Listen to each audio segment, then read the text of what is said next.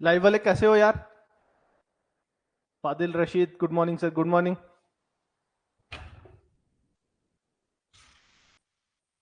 Syllabus आ गया आपका? शाहिद मीर, विकास।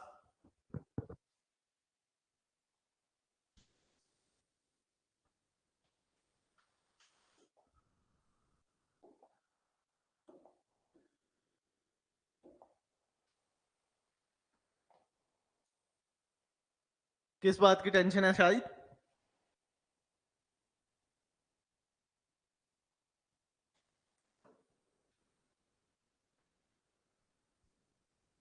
देखो यार, मैं थोड़ा सा आपको ब्रीफिंग कर दूं सिलेबस के रिगार्डिंग। सिलेबस क्या आया, क्या नहीं, क्या करना है हमें, कैसे टारगेट करेंगे हम, क्या सिलेबस के अंदर क्या क्या कंपोनेंट्स है, पहले हम उस पर ध्यान देंगे।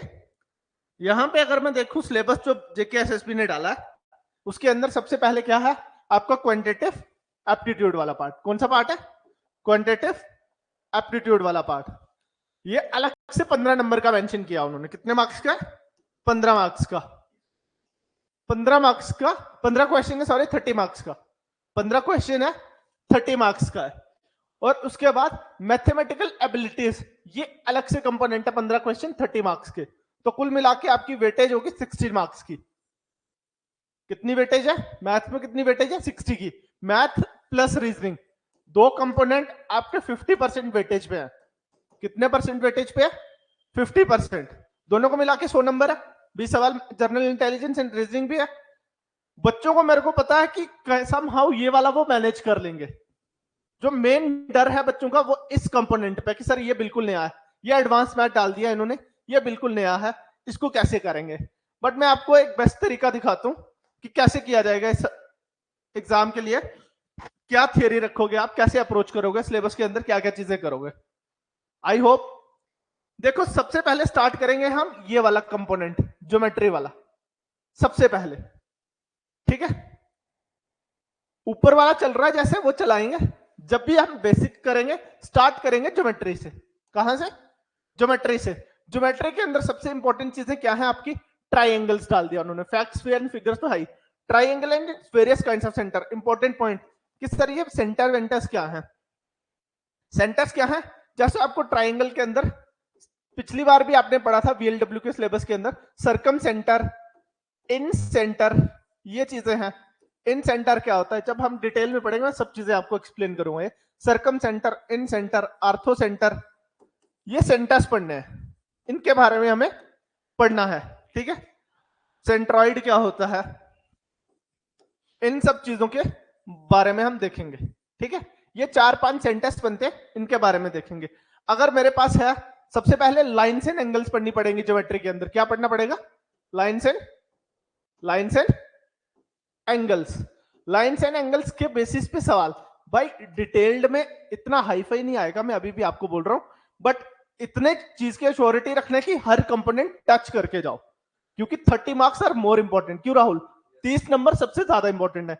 लाइन्स एंड एंगल्स में आपको याद रखना है, ज्यादा कुछ नहीं याद रखो। इंटीरियर एंगल, एक्सटीरियर एंगल का कॉन्सेप्ट, टाइप्स ऑफ एंगल्स का concept, acute angle, obtuse angle, इसके बेसिस पे जो सवाल बनते हैं। जैसे फॉर एग्जांपल मैं एक ट्राइंगल बना रहा हूं जी यहाँ पे, ठीक है, तो ये वाला एंगल 60 डिग्री है, ये 40 है, तो बाहर वाला एंगल कितना होगा, या जितने भी है इस टाइप के सवाल बनेंगे ये आपसे। ठीक है, ट्राइंगल के बेसिस पे बेसिक से चलाते हुए चलेंगे हम। Interior after interior find out करो, exterior angle, interior angle find करो, एक्सटीरियर एंगल फाइंड करो, ये वाले सवाल बनेंगे। फिर कुछ एक हम बिल्कुल जीरो से शुरू करेंगे, फिर एडवांस लेवल तक जाएंगे। उसके बाद हमारे इसके अंदर आते हैं sine rule and cosine rule. Geometry के अंदर साइन रूल, सॉरी रूल है, सॉरी साइन रूल नहीं है, साइन रूल है।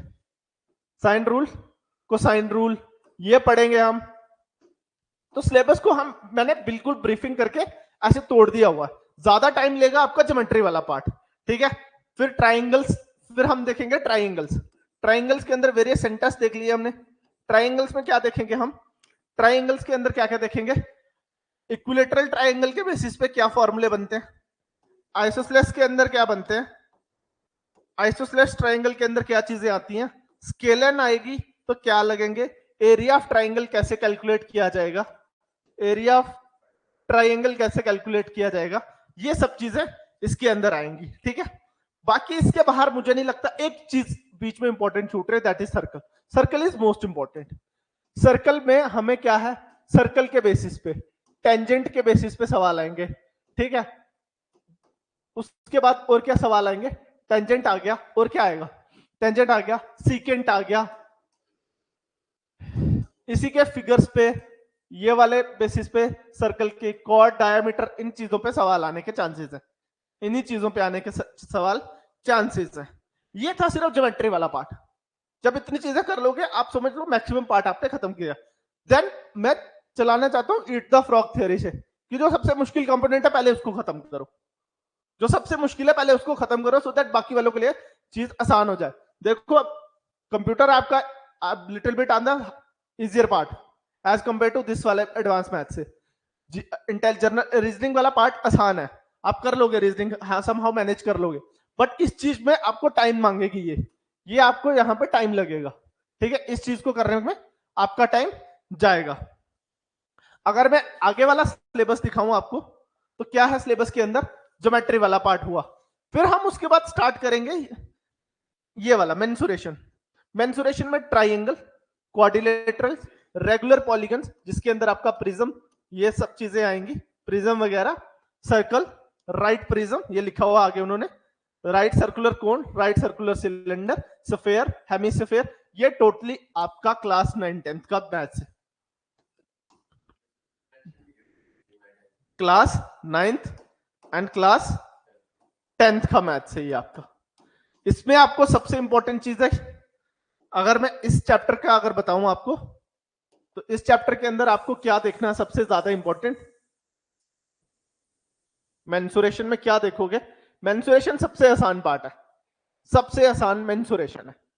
तो मेंसुरेशन अगर मैं देखूंगा, तो मेंसुरेशन के अंदर क्या चीजें हैं, ये देखो, यह है मेरा मेंसुरेशन, क्या आया, मेंसुरेशन वाला पार्ट दो। तो मैं क्या बोलता आ रहा था आपको, मेंसुरेशन वाला पार्ट, क्या, मेंसुरेशन।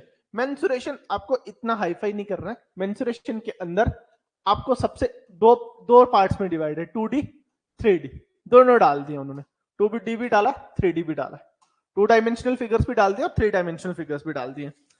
2D के अंदर क्या आ जाएगा आपका, ट्राइंगल, क्या आएगा आपका, ट्राइंगल, उसके बाद क्या आएगा आपका, क्वाड्रिलेटरल, सर्कल और पॉलीगन, क्वाड्रिलेटरल, सर्कल और पॉलीगन, ठीक है। ये 4 कंपोनेंट इसके अंदर आ जाएंगे।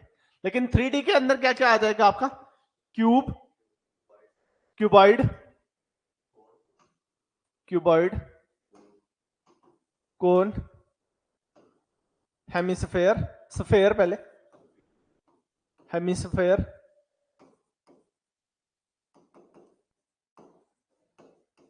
प्रिज्म, उसके बाद और क्या आ गया, सिलेंडर, सिलेंडर, और क्या आ गया साथ में, पिरामिड। ये सब कंपोनेंट हमें 3D के अंदर पढ़ने हैं। तो ये वाले तो चलो ठीक है, ये तो आपको फिर थोड़ा बहुत है, इस वाले पार्ट के लिए हमें ज्यादा देखना पड़ेगा। और ये सारा आपका अप टू क्लास 9-10 का मैथ है, क्लास 9th के फॉर्मूले और क्लास 10th के फॉर्मूले जो हैं, बेसिक फार्मूले हैं, जो ये करने पड़ेंगे हमें क्लास 9-10 में। जो हमने एरिया ऑफ सर्कल ये पढ़ा है, क्यूब का फॉर्मूला क्या होता है, सरफेस एरिया कितना होता है, क्यूबॉइड का कितना होता है, वॉल्यूम ऑफ स्फीयर कितना होता है, वॉल्यूम ऑफ कोन कितना होता है, ये सब फॉर्मूले हमें याद करने पड़ेंगे और उन्हीं के बेसिस पे ये सवाल निकलेंगे। फिर हो सकता है वो फिगर्स कंबाइन कर दे, कि सवाल कैसे बना सकता है कि एक आपका क्या है, स्फीयर है, उसके ऊपर आपने एक कोन रखा हुआ है, या मान लो जैसे 9th क्लास का सवाल है 10th का, कि आपका ये वुडन स्टैंड है और ये क्यूबॉइड शेप में है, कौन सी शेप में, क्यूबॉइड शेप में है, यहाँ पे 4 कोनिकल डिप्रेशंस है, क्या है, आपको इसकी डायमेंशंस भी दे देगा, इसकी भी दे देगा, बताएगा कि वुड का एरिया, मेरे को ये क्यूबॉइड का एरिया निकाल के बताओ, इसके अंदर ये 4 पेन्स के स्टैंड लगे हुए हैं। इस टाइप के सवाल आपके बनेंगे यहाँ पे, और ये 9th 10th क्लास का सवाल है, ठीक है। ऐसे 4 पेन्स है, आता है ना बॉक्स ऐसा कि जिसके अंदर 4 पेन्स आपने रखे होते हैं, वो डाल के ऐसे सीधे डाल के, पेन स्टैंड बोल सकते हैं। तो वो क्यूबॉइड की शेप में, उसके बाद बीच में एक कोनिकल डिप्रेशन है, तो बोलेगा ये मेरे को बताओ कि ये कितना बनाएगा इसका एरिया, इस टाइप के सवाल। फिर हो सकता है एक सवाल बड़ा इंपॉर्टेंट है, जैसे मान लो कि ये आपका क्या है, 10th क्लास का सवाल है, आपके gulab jamun cylindrical in shape है और देर आर 45 गुलाब जामुन। सवाल देख लेना, 45 गुलाब जामुन है, कितने है 45 गुलाब जामुन है। इसका मेरे को बताओगे, पहले हमें एक गुलाब जामुन का सिलेंड्रिकल का एरिया निकालना पड़ेगा, इसकी कुछ डायमेंशंस दी होंगी। फिर इसके बीच में बोल रहा है उसके अंदर 30% शुगर सिरप है। कितना सिरप है? शुगर सिर्फ 30% है। तो बताओ जी अब मुझे इसके अंदर ये कितना बॉक्स फिल होगा, इस टाइप के सवाल बनेंगे। फिर आपके एक सवाल आते हैं कि कैप वाले, कि कोनिकल शेप में ऐसे, क्रिसमस वाली कोनिकल शेप वाले सवाल ऐसे, उसका एरिया बताओ, टेंट का एरिया निकालना, कैनवस का एरिया पर मीटर स्क्वायर के हिसाब से, वो सवाल आ जाएंगे इसके अंदर ऐसे। तो मेंसुरेशन वाले पार्ट में ज्यादा कुछ नहीं करेंगे, हम यही देखेंगे अप टू 9-10th लेवल में। बेसिक मैथ्स भाई सिंपल, हम एकदम बिल्कुल लो लेवल से चलते हुए ऊपर तक जाएंगे, सीजीएल तक के सवाल, बट आपको अपना बेसिक क्लियर रखना है सबसे पहले। पहले 9th-10th का बेसिक, देन आगे हम बढ़ेंगे। ठीक है, समझ आ रही है सबको? ठीक है सर, लाइव वाले सब ठीक है? समझ आ रही है या नहीं? पता चला या नहीं? या नहीं पता चल रहा? ये चीजें क्लियर हो रही है मेंसुरेशन के अंदर क्या क्या पढ़ना। देन मेरा नेक्स्ट कंपोनेंट आता है आपका अलजेब्रा। कौन सा कंपोनेंट है, इसको ध्यान दो। Algebra, basic algebra, identities of school algebra and elementary surds and indices, इस बार उसने अलग से दिया, ग्राफ ऑफ लीनियर इक्वेशन। अच्छा, इसको अगर मैं दिखाना चाहूं आपको, क्या क्या डाल दिया उसने? बेसिक अलजेब्रा, क्या डाला उसने? Basic algebra. बेसिक अलजेब्रा के अंदर आपको क्या, एक टाइप बनती है आपकी x+1/x वाले सवाल। आइडेंटिटीज सारी कंप्लीट, आइडेंटिटीज तो पढ़नी ही पड़ेंगी, आइडेंटिटीज पढ़नी ही पड़ेंगी आपको, आइडेंटिटीज करनी के अलावा कोई चारा नहीं है। आइडेंटिटीज मतलब आपके फॉर्मूले, जितने भी फॉर्मूलाज है उनके बेसिस पे सवाल। देन उसके बाद एक सवाल बनेंगे आपके शॉर्ट्स एंड इंडाइसिस, ये बहुत इंपॉर्टेंट टॉपिक है, शॉर्ट्स एंड इंडाइसिस के सवाल। किसके सवाल? शॉर्ट्स एंड इंडाइसिस के सवाल। और कैसे सवाल आएंगे शॉर्ट्स एंड इंडाइसिस के अंदर आपके? शॉर्ट्स एंड इंडाइसिस के अंदर सवाल बनेंगे आपके ये, सपोज ये वाले रूट वाले, क्यूब रूट वाले, स्क्वायर रूट वाले, मतलब ए बी, इसके भी फॉर्मूले जो बेसिस से, रूट वाले मतलब रूट के सवाल, क्यूब रूट वाले सवाल, इसके बेसिस पे सवाल देगा आपको, ज्यादा हार्ड नहीं देगा, यही वाले देगा, ये वाला कंपोनेंट आएगा। फिर उसके बाद आपका इसके अंदर क्या, शॉर्ट्स एंड इंडाइसिस के बाद और क्या चीज थी, और क्या था इस पे? Linear equation. लीनियर इक्वेशन पे ग्राफ बेस्ड प्रॉब्लम। आपका कंसिस्टेंट इनकंसिस्टेंट कैसे होंगे, यूनिक सॉल्यूशन कब फाइंड करोगे आप, इंटरसेक्टिंग लाइंस होंगी तो कैसी सॉल्यूशन आएगी। उसके बाद आपका इंटरसेक्टिंग लाइंस है, ग्राफ के अंदर क्या है, मान लो ये ग्राफ दिया हुआ आपको, एक लाइन ऐसे काट रही है, दूसरी ऐसे काट रही है, और किसी इस पॉइंट पर टच कर रहे हैं, that are called the intersecting lines.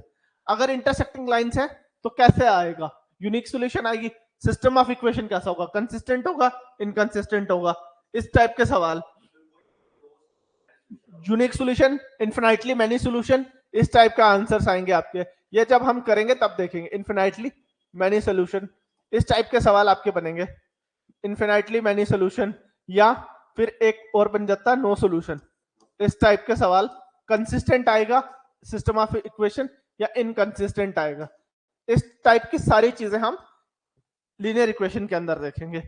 Shorts and indices बहुत इंपॉर्टेंट है, सबसे इंपॉर्टेंट ये वाला, ये अलजेब्रा और ये 3 कंपोनेंट, ये समझ लो यहां से 3-4 सवाल आपको देखने को मिलेंगे इस वाले पार्ट से। और ये 3-4 सवाल के लिए आपको आइडेंटिटीज याद रखनी पड़ेंगी, आपको सिस्टम ऑफ इक्वेशंस और शॉर्ट एंड इंडाइसिस के फॉर्मूले। कि सपोज आपका रूट 7 ऐसे लिख रहा है, तो शॉर्ट्स एंड इंडाइसिस में root 7 up to so on and तक, इंफिनिटी तक है, तब क्या आंसर आएगा। फिर बीच में अगर ऐसे है रूट 7 प्लस रूट 7 प्लस ऐसे up to so on infinity तक, तब क्या आंसर आएगा। इस टाइप के सवाल आपके इसके अंदर बनेंगे। ठीक है, क्लियर है सबको या नहीं?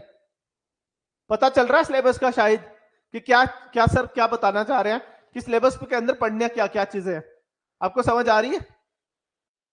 लाइव वालों को चल रहा पता या नहीं?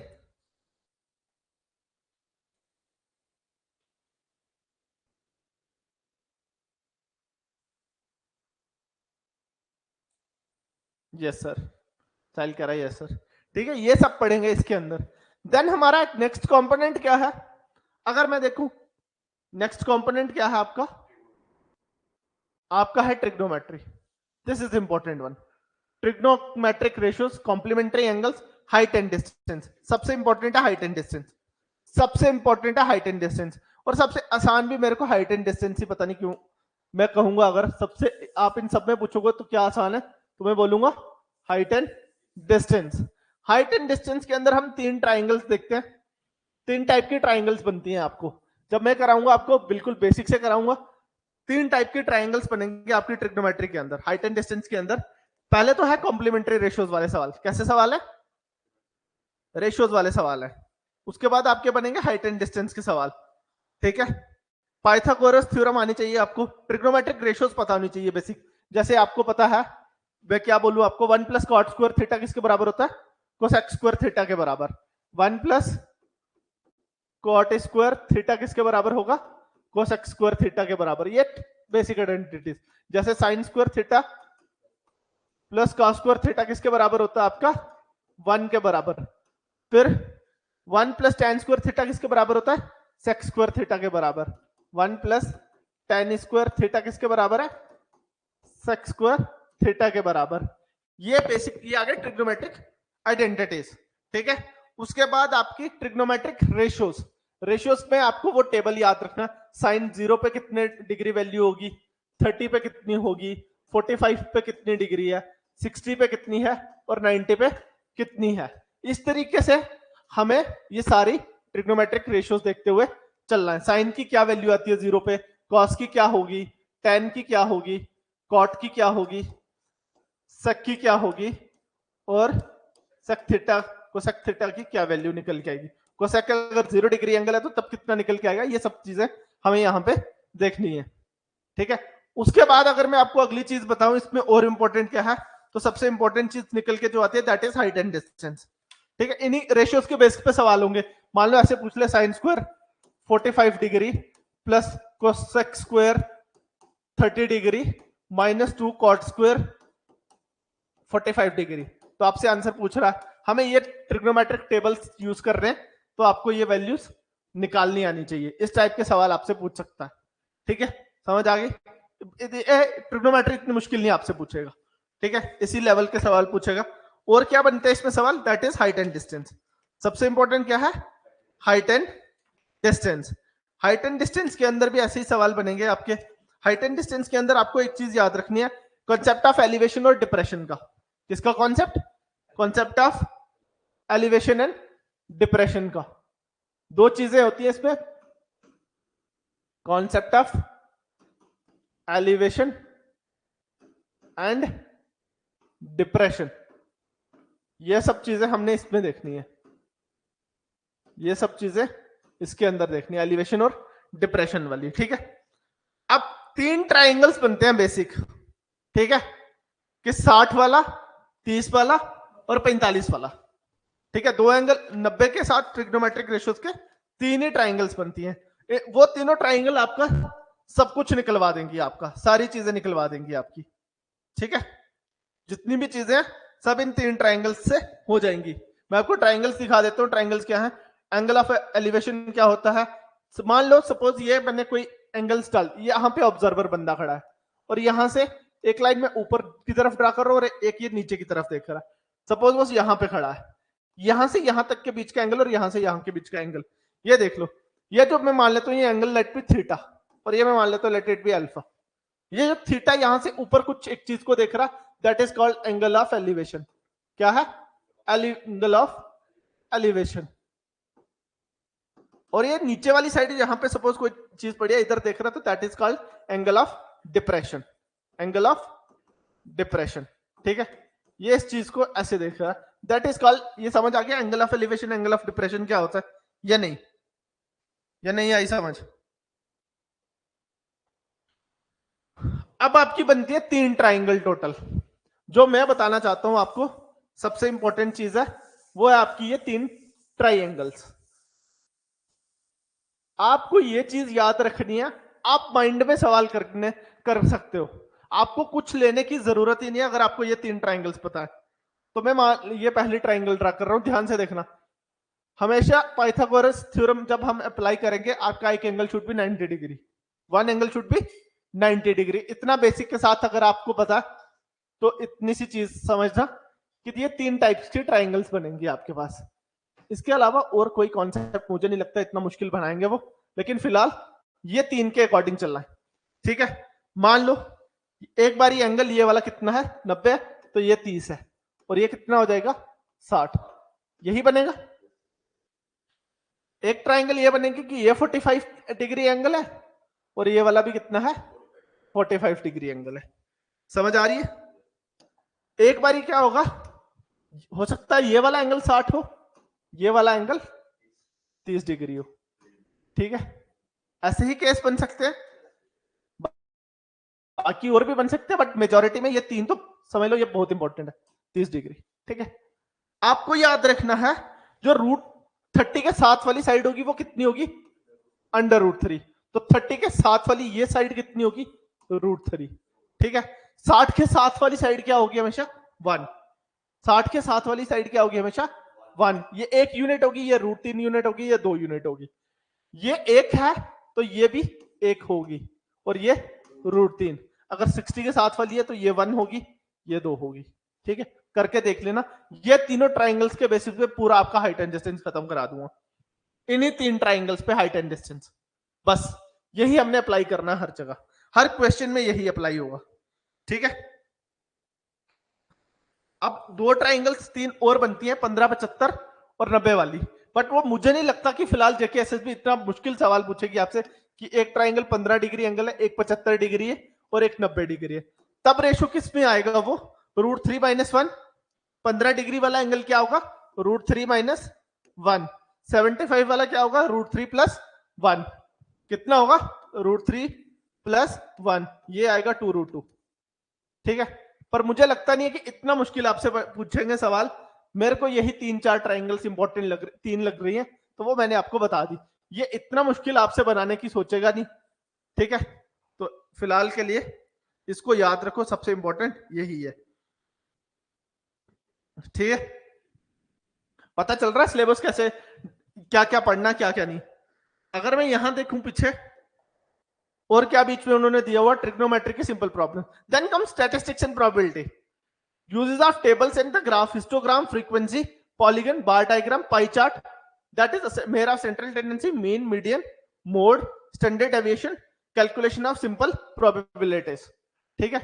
देखो सबसे इंपॉर्टेंट चीज क्या डाल दी उन्होंने कि आपको एक सवाल पक्का डीआई का देंगे। वो किसका सवाल देंगे, डीआई का।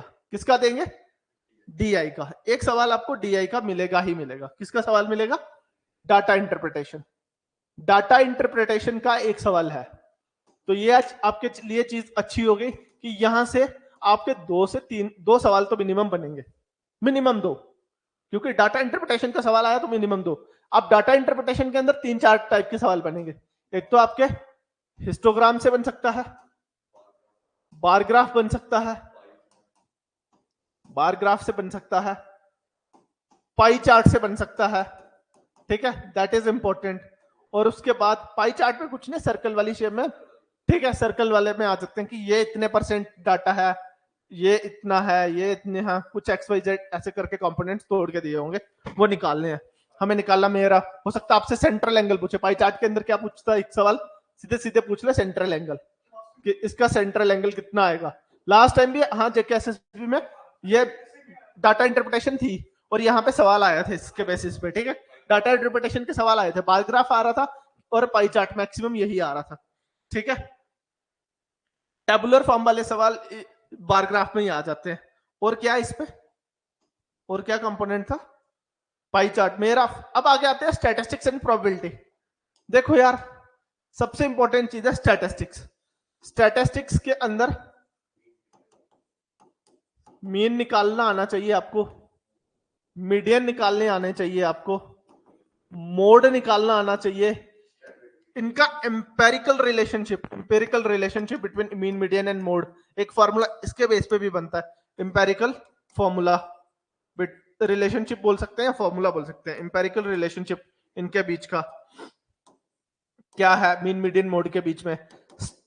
Concept of standard deviation, concept of standard deviation, एक सवाल ये बन सकता है यहां से, स्टैंडर्ड डेविएशन निकालो, मीन निकालो, मीडियन निकालो, मोड निकालो, ये सब चीजें हमने इसके अंदर। प्रोबेबिलिटी, उन्होंने कहा कि बेसिक प्रोबेबिलिटी आएगी। प्रोबेबिलिटी के अंदर आपके 3-4 टाइप के सवाल बनते हैं। अगर मैं प्रोबेबिलिटी में बनाना चाहूं, एक तो आपके क्वेश्चन होंगे कॉइन्स वाले, एक सवाल बनते हैं आपके डाइस वाले, एक सवाल आपके बनते हैं डाइस के साथ साथ एक सवाल बनते हैं आपके कार्ड्स वाले। बहुत इंपॉर्टेंट है, बच्चों को बड़ी कंफ्यूजन रहती है कार्ड्स के अंदर कि कौन सा जैक क्या है, क्वीन क्या है, किंग क्या है, एस क्या है, स्पेड क्या है, ऐसे वाली चीजें, किंग हार्ट क्या है, डायमंड क्या है, क्लब क्या है, ये सब चीजें, ठीक है। तो ये हम प्रोबेबिलिटी के अंदर देखेंगे। कुछ एक सवाल इसमें से मुझे नहीं लगता बेस थ्योरम डालेंगे, बट बेस थ्योरम के सवाल भी हैं, बेस थ्योरम, ठीक है। फिर कुछ बेस कंडीशनल प्रोबेबिलिटी डाल सकते हैं, बट मुझे नहीं लगता इतना मुश्किल आएगा आपको अप टू बेसिक लेवल बोलना। ये मुझे लगते नहीं है कि कंडीशनल प्रोबेबिलिटी या ये बेस थ्योरम आपको पढ़ाने की जरूरत है, बट एक आधा टाइप का सवाल हम देख लेंगे। Mutually exclusive, mutually exhaustive events, mutually exclusive, exhaustive events, ये इंडिपेंडेंट इवेंट्स, ठीक है। कुछ ऐसे टाइप के सवाल बन सकते हैं, बट आई डोंट थिंक कि हाँ कंडीशनल प्रोबेबिलिटी का सवाल एक आधा बन गया तो बन गया, मेरे को नहीं लगता बाकी इससे बाहर आएगा। तो ये था हमारा सिलेबस का बी वाला पार्ट जो 15 नंबर का है, जिसमें एडवांस डाला हुआ सारा उन्होंने। इसके बीच में और क्या बच गया हमारा, कोई पार्ट बचा जिसको आपने टच नहीं करा, सारा बता दिया मैंने। अब ये था आपका बेसिक वाला पार्ट। देखो ये जो इधर चीजें लिखी हुई ना यहाँ पे, स्क्वायर रूट्स, उसके बाद क्या है, स्क्वायर रूट निकालने के मैं आपको एक क्लास के अंदर पूरे स्क्वायर रूट समझा दूंगा, एक ही सिंगल क्लास के अंदर। अगर स्क्वायर रूट का कोई सवाल आएगा आप डायरेक्टली अटेम्प्ट कर पाओगे उसको। Fractions, decimal, whole numbers, that is up to the part of your simplification. तो ये हम सब सिंप्लीफिकेशन के अंदर देख लेंगे। स्क्वायर, ये whole number, decimal, square root, cube root, ये सब चीजें वहां पे देख लेंगे। क्यूब रूट है फिलहाल उन्होंने बोला नहीं है, बट स्क्वायर रूट तक हम देख लेंगे। बाकी आपका इंटरेस्ट मतलब दोनों, सिंपल इंटरेस्ट भी, कंपाउंड भी, प्रॉफिट एंड लॉस भी। क्लास में हमने क्या कर लिया अभी तक, पार्टनरशिप कर लिया। मैंने कहा था आपको पार्टनरशिप का सवाल आता है, और पार्टनरशिप का सवाल इस बार भी पेपर में आएगा, ठीक है, 2000% आएगा। मिक्सचर एंड एलिगेशन आपको करा दिया, ये मैंने आपको समझा दिया, ठीक है, ये भी आपको आएगा। इंपॉर्टेंट सवाल है टाइम एंड वर्क, यहां से सवाल बनना है, डिस्काउंट से सवाल बनना है, रेशियो एंड प्रोपोर्शन से बनना है। ऊपर वाले की आपको टेंशन लेने की जरूरत नहीं है, ये हार्डली आपका 8 से 10 दिन का कंपोनेंट, 15 दिन के लगेंगे। 15 अगर आप रिवीजन जब एक बार ही कर लोगे तो 10 से 12 दिन में आप इसको रिवाइज कर लोगे। आपको देखना ये वाला part, this is very very important part. ये आपका मैथमेटिकल एबिलिटीज वाला पार्ट बहुत इंपॉर्टेंट है। टाइम एंड डिस्टेंस उन्होंने बोला, टाइम एंड डिस्टेंस को भी हम लाइटली नहीं ले सकते, क्योंकि टाइम अगर एंड डिस्टेंस अगर मैं देखूं तो टाइम एंड डिस्टेंस के अंदर सवाल आपके पता कौन से बनेंगे। टाइम एंड डिस्टेंस के अंदर आपके सवाल बनेंगे ट्रेन वाले। एक ट्रेन पोल को इतने सेकंड में क्रॉस कर रही है तो लेंथ ऑफ द ट्रेन बताओ। एक आदमी को क्रॉस कर रही है तो तब बताओ। एक स्टैंडिंग मैन को कर रही है तो तब बताओ। जब किसी दूसरी ट्रेन को क्रॉस कर रही है, प्लेटफॉर्म को क्रॉस कर रही है, तो तब का डिस्टेंस। फिर उसके बाद एक बनेंगे स्पीड्स के डिफरेंस पे सवाल, स्पीड के डिफरेंस, ठीक है। टाइम के डिफरेंस पे सवाल बनेंगे, ट्रेन वाले सवाल हो गए। उसके बाद boat and stream, boat and stream, हाँ इसी का पार्ट है भाई, बोट एंड स्ट्रीम इसी के साथ आएगा, ठीक है। तो ये सब चीजें हम इसके अंदर कवर करेंगे। बाकी उसमें सिर्फ टाइम एंड वर्क ही थोड़ा सा लेंदी वाला पार्ट है। सॉरी टाइम एंड ये वाला time and distance. Time and work बहुत आसान है, इसको तो आपको देखने की जरूरत नहीं। एवरेज बहुत आसान है, परसेंटेज आसान है। परसेंटेज के अंदर आपका अभी तक देख लो, आप पिछली बार के क्वेश्चन उठा के देख लो, आप सारे क्वेश्चन एबल टू कर निकाल लोगे। जितने भी जगह एसएसबी ने सवाल डाले परसेंटेज के, आप सारे सवाल एबल टू करने को होंगे, मेरे को इतना श्योर है। मैं डेफिनेटली श्योर हूं कि इतने सारे सवाल आप निकाल लोगे, परसेंटेज के, प्रॉफिट लॉस के, टाइम एंड वर्क, जैसे जैसे प्रॉफिट लॉस आगे होगा आप उनके सवाल भी कर लोगे। क्लास के अंदर तो आपको एक ही सक्सेस मंत्र है, आपको एक ही चीज है कि आपको बार बार ये चीजें रिवाइज करनी पड़ेंगी। क्लास नोट्स आपने रिवाइज करते रहो, बार बार वही रिवाइज करो, हर टाइप टच करी हुई है, हर टाइप को देखो, टाइप वाइज क्वेश्चन लगाओ। सक्सेस यही है। जैसे आज फॉर एग्जांपल अगर हम ज्योमेट्री कर रहे हैं, ट्राइंगल्स कर रहे हैं, तो ट्राइंगल की पहले क्लास नोट्स देखो कि क्या क्या कराया। अपना सोर्स अगर मैं बता दूं, किसी को लेने आ तो पीवाई क्यूज ले लो। मैं फिलहाल आपको, अगर मैं आपको ऑनेस्टली बताऊं तो हम पीवाई क्यूज ही प्रैक्टिस कर रहे हैं क्लास नोट्स के अंदर। क्या कर रहे हैं? पीवाई क्यूज, एसएससी के, सीजीएल के, सीएचएसएल के, इन्हीं सवालों को रिवाइज किया जा रहा है बार बार। सीजीएल, सीएचएसएल, एमटीएस, इन्हीं सवालों को हम रिवाइज कर रहे हैं। और जेके एसएसबी भी लिटिल बिट इसी ट्रैक पे जा रहा है, इन दो चीजों को देख रहा, तो इसी को फॉलो कर रहा है। ट्रेंड वही फॉलो करा उन्होंने कोई और नहीं फॉलो किया, उन्होंने up to CGL CHSL level का ट्रेंड ही रखा है इसके अंदर। तो आपको बार बार पीवाई क्यूज की बुक लेनी है तो कोई मार्केट से जाके पीवाई क्यूज की किताब ले लो। Previous year Rakesh Yadav sir की आती है, बहुत अच्छी किताब है वो, आप उसको रिवाइज कर सकते हो। राकेश यादव सर के क्लास नोट्स रिवाइज कर सकते हो, बहुत इंपॉर्टेंट है वो। Class notes are very important. Rakesh Yadav sir के क्लास नोट्स बहुत इंपॉर्टेंट है। अगर जिसको भी ये करना है, मैं ऑथेंटिकली बोलूं, मैं राकेश यादव सर से ही करा हुआ है, तो आप सर से ये चीजें कर सकते हो, राकेश यादव सर की क्लासेस। ठीक है, आप उन्हीं को रिवाइज करो, बार बार वही चीज देखो। ठीक है, उन्हीं को देखने से आपको बड़े हेल्पफुल मिलेगी। उनके क्लास नोट्स रिवाइज कर लो या यही चीजें कर लो, पीवाई क्यूज। बाकी क्लास में तो हम आपके पीवाई क्यूज कंटिन्यू चल रहे हैं, क्लास नोट्स आप देखते चलो, बार बार इन्हीं को हम रिवाइज कर रहे हैं। ठीक है, क्लियर है? ठीक है, बुक देखनी है तो मार्केट में ये बुक आती है क्लास नोट्स करके, राकेश यादव सर की, वो देख लो। ठीक है, और यहां इसको देख लो। ठीक है या नहीं? क्लियर है? इन चीजों को देखो। बाकी आपको मैथ से घबराने की जरूरत नहीं है, मैथ्स आपका हो जाएगा, ऑन टाइम हो जाएगा। बट ज्यादा ध्यान किस पे देना पड़ेगा? ज्योमेट्री वाले पार्ट पे, मेंसुरेशन वाले पार्ट पे, ट्रिग्नो वाले पार्ट पे। फिलहाल मैं पहले कंपोनेंट को ही खत्म करूंगा, आपके वाला ये वाला, क्योंकि अब मैंने स्टार्ट कर दिया था, तो मैं पहले यही चीजें खत्म करूंगा। जैसे यहाँ पे क्या है, परसेंटेज हो गया है आपका, पार्टनरशिप कर लिया है, मिक्सचर एलिगेशन कर लिया है, 3 कंपोनेंट हो गए। टाइम एंड डिस्टेंस हमने करना है। इसके बाद मैं उठाऊंगा आपका प्रॉफिट एंड लॉस, देन हम करेंगे डिस्काउंट, फिर हम करेंगे कौन सा, एवरेज, फिर time and work, time, speed and distance. ये खत्म करके फिर मैं आऊंगा, ये छोटा सा सिंप्लीफिकेशन का सारा पार्ट है, ये हम सिंप्लीफिकेशन में 3-4 क्लासेस के अंदर खत्म कर लेंगे। ठीक है, मैक्सिमम 3 से 4 क्लासेस। रीजनिंग सर आपको बताएंगे, वो ब्रीफ करेंगे सर आपको रीजनिंग के अंदर क्या क्या करना है। सर ने करानी है, सर आएंगे, सर कराएंगे आपको। हाँ, सर रीजनिंग वाले सर आपको आपका पूरा कंपोनेंट बता देंगे। सिमिलरली इंग्लिश वाली मैम भी आपको सारा कंपोनेंट बता देंगी कि इंग्लिश में क्या क्या करना है। कंप्यूटर वाली मैम अलग से कंप्यूटर का बता देगी कि कहां से क्या करना है। मेरे एंड में था मैथ्स के 60 मार्क्स थे, तो ज्यादा है। आपको मैं आज भी कह रहा हूँ, मेंसुरेशन से आपको डरने की जरूरत नहीं है। क्लास 10th के अप टू लेवल की मेंसुरेशन आनी है, 2000% श्योर रहो, जो क्लास में कराया जाएगा उसको बार बार रिवाइज करो। ठीक है, बाकी अगर किसी को फिलहाल किसी भी चीज का कोई डाउट है तो आप मेरे से पूछ सकते हैं, कोई डाउट है। ज्योमेट्री से डरने की बात नहीं है। यहां मैंने बता दिया types of centres, in centres, ortho centre क्या होता है, ये सारी चीजें मैंने आपको बताई। Congruency and similarity rules, basic proportionality theorem आती है, बीपीटी। कन्वर्स उसके थ्योरम्स के क्या है, किस साइड्स का रेशियो, इसमें सिमिलरिटी 2-3 टाइप की लगती है, उसके बेसिस पे सवाल आएंगे। बट आपको नहीं डरने की जरूरत नहीं है, ये सब हम अपनी क्लासेस में कवर करेंगे। Circle and its chords, tangent, angle subtended by the chords at the centre of the circle, common tangent to the 2 और मोर सर्कल। तो ये वाले सवाल बनेंगे, कितने डिग्री का, सपोज ऐसे सवाल आ जाता है, ये सर्कल है, यहां से ये वाला एंगल और ये वाला ऐसे है, और यहां से ये एंगल आ गया और ये वाला ऐसे एंगल है, बताओ ये वाला एंगल कितने डिग्री होगा। तो ऐसे सवाल पूछ सकते हैं। ये वाला एंगल हमेशा 90 डिग्री रहता है, तो ये याद रखना, ये चीजें angle subtended by the arc of the centre, या ये वाली, ये थ्योरम्स है जो उन्होंने बीच में ये स्टेटमेंट डाली हुई है, दैट इज थ्योरम्स कि circle and its tangent, angle subtended by the chords of a circle, angle subtended by the chord of the circle, ये वाली सारी थ्योरम्स वाला पार्ट है।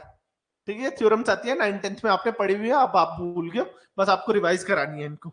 ठीक है, तो ये सारा सिलेबस था। किसी को कोई डाउट है लाइव में कि सर ने कोई चीज छोड़ दियो, मिस कर दियो, या आपको समझ ना आई हो कि सर ने ये ना बोला है, लाइव वाले बोल दो। शाबाश। हिमांशु, समीर, विकास, कोई डाउट है? साहिल, शाहिद, बस आप क्लासेस में कंटिन्यू रहो, रेगुलर रहो, आपका हर दिन ये होता जाएगा। ठीक है, कंटिन्यू रहो बस क्लासेस में, तो ये हम कर लेंगे। क्लियर है सर? हिमांशु कह रहा। ठीक है, समीर क्लियर है। तो पहले हम ये ऊपर वाला पार्ट ही चला रहे हैं, तो अब इसी को खत्म कर लेते हैं। बीच में मैं छोड़ना नहीं चाहता, आपकी कंटिन्यूटी टूटेगी। ठीक है, कोई नहीं यार, शायद ये हम आसानी से करेंगे, टेंशन मत लो। ये होगा आपका, डेफिनेटली होगा, टेंशन मत लो। ठीक है, बेस्ट आपका यही रहेगा कि कैसे अप्रोच कैसे करना है। ठीक है, सवालों को अप्रोच कैसे करना है, मैं बिल्कुल अप्रोच के साथ चलूंगा। आपको जहां इतने लेक्चर्स आपने देखे क्लास में, आपको हाई होप आपको सबको अच्छे से समझ आया होगा। परसेंटेज हमने किया, प्रॉफिट लॉस कर रहा हूँ, एचसीएफ एलसीएम किया, पार्टनरशिप किया, उसके बाद मिक्सचर एलिगेशन किया, तो आपके हर टाइप के सवाल मैंने निकलवाए हैं, तो आपके सवाल निकल रहे होंगे। ठीक है साहिल, ठीक है, विवाद क्लियर है? राहुल पक्का? ठीक है, तो ये था सिलेबस डिकोड। मैंने सारी चीजें बता दी, क्या क्या पढ़ना हमें, क्या क्या नहीं पढ़ना। ठीक है, बाकी स्टिल अगर आपको फिर भी कोई डाउट है तो आप एक बार मुझसे पूछ सकते हैं कि सर हमें ये चीजों का डाउट है, आप पूछ सकते हो मेरे से।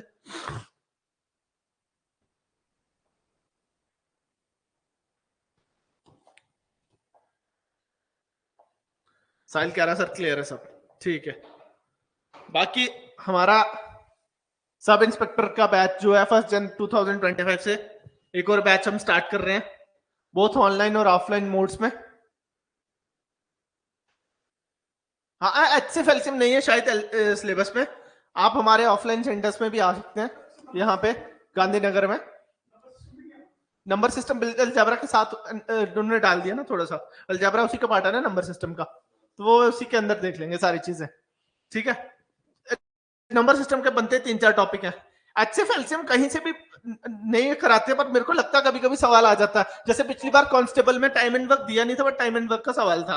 तो आप अपने क्लियर रखो चीजें, कोई हो अब वहां पे हम लड़ने नहीं जा सकते उनके साथ कि आपने ये क्वेश्चन कैसे डाल दिया, तो वो उसी का पार्ट रहता है आसपास। एचसीएफ एलसीएम भी ये अलजेब्रा के अंदर ही सवाल इसी टाइप के रहते ही हैं। एचसीएफ एलसीएम अगर वो बोलेंगे तो उसमें क्या कर सकते हैं।